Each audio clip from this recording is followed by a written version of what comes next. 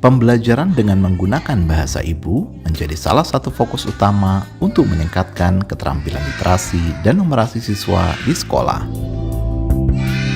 Pembelajaran dengan media bahasa ibu memudahkan para siswa untuk memahami pembelajaran dengan lebih baik.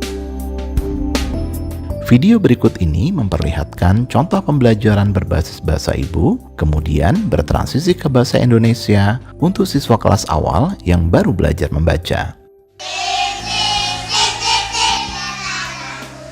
Tahap pertama, pembelajaran dengan bahasa ibu. Siswa belajar mengenal bunyi dan lambang hurufnya dalam bahasa ibunya. Pembelajaran dimulai dengan memperkenalkan bunyi huruf dan kemudian menghubungkan bunyi dengan simbol hurufnya. Setelah itu, siswa belajar menggabungkan bunyi huruf satu dengan huruf lainnya menjadi suku kata. Dan kemudian suku kata dengan suku kata menjadi kata. Proses pembelajaran ini dilakukan sepenuhnya dalam bahasa ibu. Dan contoh-contoh kata yang dipakai juga dalam bahasa ibu.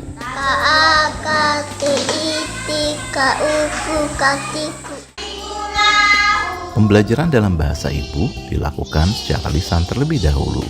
Misalnya, siswa menyebutkan benda atau gambar yang dikenal dan dikaitkan dengan bunyi huruf yang dipelajari. Kemudian, siswa dilatih belajar menulis huruf atau kata dalam bahasa ibu.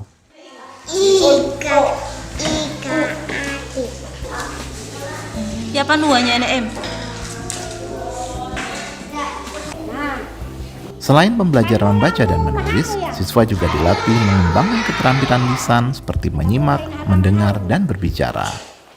Contoh kegiatannya, guru mengajak siswa membaca bersama dan memahami isi bacaan dengan menggunakan bahasa ibu.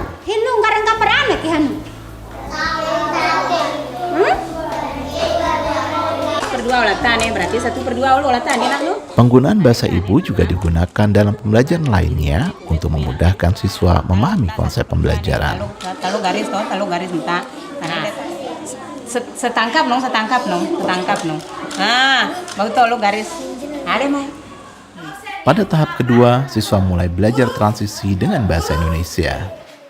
Setelah anak mampu membaca huruf dan kata dalam bahasa ibu, kemampuan tersebut bisa ditransfer untuk membaca dalam bahasa Indonesia.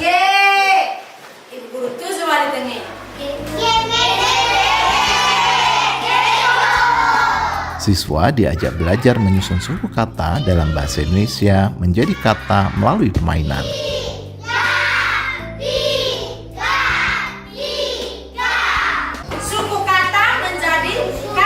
Siswa di dalam kelompok kecil juga difasilitasi bekerja sama menyusun kartu suku kata menjadi kata, frase, atau kalimat dalam bahasa Indonesia.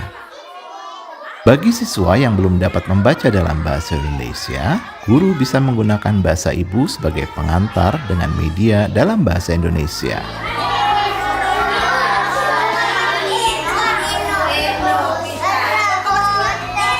Kegiatan pembelajaran dilakukan dalam bahasa ibu selama beberapa waktu. Setelah itu, materi yang sama diajarkan dalam bahasa Indonesia. Setelah siswa sudah dapat membaca kata atau kalimat, siswa diajak membaca buku Ramah Cerna Kata atau RCK yang terdiri dari kalimat pendek dan sederhana dalam bahasa Indonesia.